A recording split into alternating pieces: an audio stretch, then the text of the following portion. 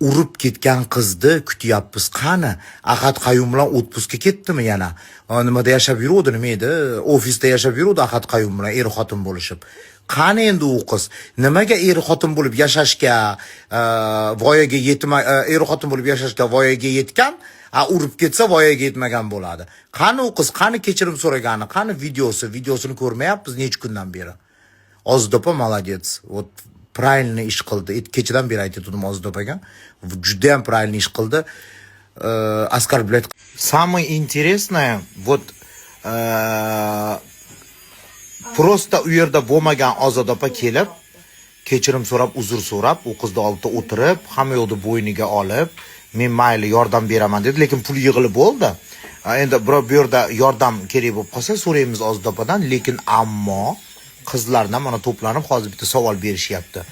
Nimaga urib ketgan qiz yo'q? Nimaga urib ketgan qiz birorta kechirim so'rab istoriya qilmayapti? Nimaga? Nimaga shu qiz istoriya qo'ymayapti kechirim so'rab? Nimaga?